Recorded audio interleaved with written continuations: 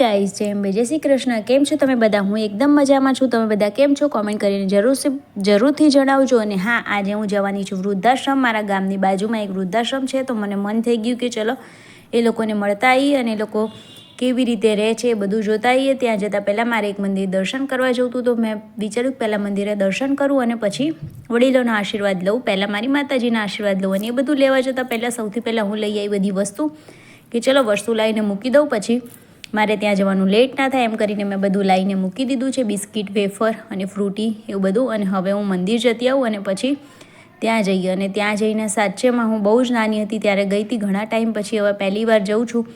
હવે મારો એક્સપિરિયન્સ હું તમારી સાથે શેર કરીશ. હવે મંદિર દર્શન કરવા આવી ગઈ મારા ભાઈને લઈને અને હું મંદિર પહોંચી પણ ગઈ છું.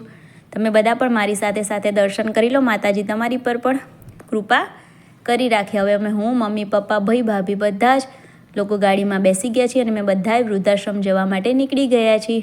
અમારો બિસ્તરો સામાન ભરી લીધો છે અને ત્યાં જતાં સાચે જ બહુ જ દુઃખ થાય. તમને ત્યાં પહોંચો એટલે બહુ જ આમ અંદરથી જ આમ કંઈક અલગ જ ટાઈપની ફિલિંગ આવતી હોય છે. અને આ એક બહુ જ જૂનું મંદિર છે. એવું કહેવાય છે કે આ મંદિર જમીનમાંથી શંકર ભગવાનની મૂર્તિ નીકળી હતી. હું તમને લાસ્ટમાં નીકળતા ટાઈમે એના પણ દર્શન કરાવીશ કે મંદિરમાં શું ખાસિયત છે અને શું છે બધું જ. હું બહુ મારા ગામની બાજુનું જ ગામ છે. હું બહુ નાની હતી ત્યારે ઘણી બધી વખત અહીંયા આવેલી છું. આમ ઘણું બધું અહીંયા રમી છું એવું કહું તો પણ ચાલે. નાની હતી ત્યારે તો બહુ જ આવતી હતી. અને હા, ત્યાં ગયા પછી સાવ એટલું પેલું થતું હતું ને, એ લોકો અમુક તો એવું કહેતા હતા કે અમે તો અમારા અમારા છોકરાઓનું ઘર પણ નથી જોયું, અમે લોકોએ શું એવા પાપ કર્યા હશે તો અમને આવી તકલીફ પડે છે.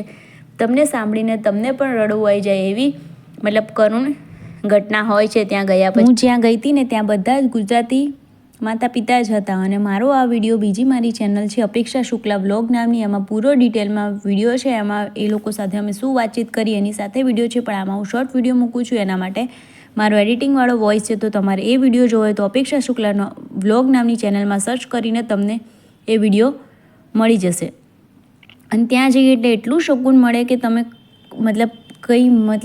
કોઈ બોલવા માટે વર્ડ્સ જ ના હોય તમારી પાસે. તમને એવું થાય કે એ લોકોની વાત તમે સાંભળ્યા જ કરીને. એ લોકો પાસે પણ એવું હોય કે કોઈ વાત કરવાવાળું ના હોય, એટલે તમે ગયા હોય તો એ લોકોને એવું થાય કે બસ હું એ લોકો સાથે વાતો કર્યા જ કરીએ, કેમ કે એ લોકો અંદર કેટલી વાતો કરીને પણ કરી શકે. તમે જુઓ આ બા કેટલો પ્રેમ આપી રહ્યા છે, એટલું રડી પણ ગયા હતા ને એટલું પ્રેમથી વાલથી મારી મમ્મીને એટલી કિસ ને એવું બધું કરતા હતા, એટલી બધી આમ કે તમને અંદરથી જેટલું સુકૂન મળે અને ખુશી પણ એટલી મળતી હોય છે કે એ લોકોને આપણે થોડી વાર માટે આપણો ટાઈમ આપ્યો અને એ લોકોને ઘણું સારું લાગ્યું.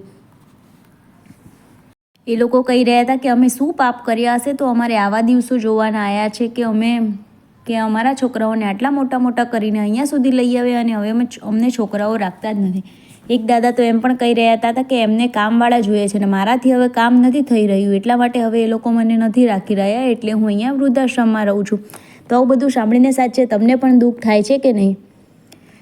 એક બાનો તો છોકરો બેંકમાં જોબ કરતો હતો, એ લોકોને 1 લાખ 1.5 લાખ સેલરી પણ હતી, પણ છતાં પણ એ બાને નહોતો રાખી રહ્યો. અને બા એવું કહી રહ્યા હતા કે મેં મારા છોકરાનું ઘર પણ નથી જોયું. તો કેટલી દર્દવાળી ઘટના કહેવાય. એ બધું સાંભળીને આપણને પણ રડવું આવી જાય છે. તમને લોકો કોઈ દિવસ વૃદ્ધાશ્રમ ગયા છો કે નહીં એ કોમેન્ટ કરજો. હું બહુ નાની હતી ત્યારે ગઈ હતી. એકવાર કોલેજમાંથી બી ગયા હતા અમે લોકો 31st પાર્ટી સેલિબ્રેટ કરવા માટે, પણ હમણાં તો પહેલી વાર જ ગઈ છું. અને એ લોકો એવું પણ કહી રહ્યા હતા કે આ ઉંમરે અમારે છે ને પૈસા નથી જોતા હોતા, બસ પ્રેમ અને કેર જ જોઈતો હોય છે, એ જ બસ ખાલી અમને નથી મળતો. તો સાચે તમે લોકો કોઈ દિવસ ગયા છો કે નહીં? બસ મારી પાસે તો અત્યારે વિડીયો બનાવતા ટાઈમે પણ કોઈ પણ શબ્દ બોલવા માટે છે નહીં કે હું તમારી સાથે શું વાત શેર કરું એ લોકોની એવી કે તમને લોકોને સારું લાગે કે મજા આવે. કેમ કે આ એવી કોઈ વિડીયો નથી કે કોઈને સારું લાગે કે મજા આવે. આ તો બસ દુઃખની જ વાત છે. અને એ લોકો એમ પણ કહે કે તહેવાર આવે ને ત્યારે અમને અમારું ઘર બહુ જ યાદ આવે, કેમ કે જ્યારે અમે ઘરે હતા ત્યારે અમે તહેવારો કેવા સરસ રીતે ઉજવતા હતા. જ્યારે છોકરાઓ અમારા નાના હતા ત્યારે અમે એમની સાથે સરસ રીતે મસ્ત મજાના તહેવારો સેલિબ્રેટ કરતા હતા. તો જ્યારે તહેવાર આવતો હોય ત્યારે અમને બહુ જ દુઃખ થતું હોય છે કે અમે આ જગ્યાએ અહીંયા આગળ આટલા થોડાક જ લોકો બધા ગયડા માવતર જ ભેગા મળીને આવી રીતે કરતા હોય છે ને અમારી પાસે એવું કોઈ મેનેજમેન્ટ કરવાવાળું બી ના હોય કે અમે એટલી સરસ રીતે દિવાળી કરી શકીએ, કેમ કે અમે બધા એજવાળા જ હોઈએ છીએ. તો અમે એવી રીતે સરસ રીતે ફંક્શન બી ના સેલિબ્રેટ કરી શકીએ. એટલે અમને અમારા વિતાયેલા દિવસો બહુ જ યાદ આવતા હોય છે કે અમે ઘરે કેવી સરસ રીતે રહેતા હતા, કેવું સરસ રીતે મજા કરતા હતા. છોકરાઓને આટલું બધું મહેનત મજૂરી કામ કરીને છોકરાઓને મોટા કર્યા છે, ભણાયા ગણાયા, આટલી સરસ લાઈન પર ચડાયા, અને એ જ છોકરાઓ અમને અહીંયા આવીને મૂકી ગયા.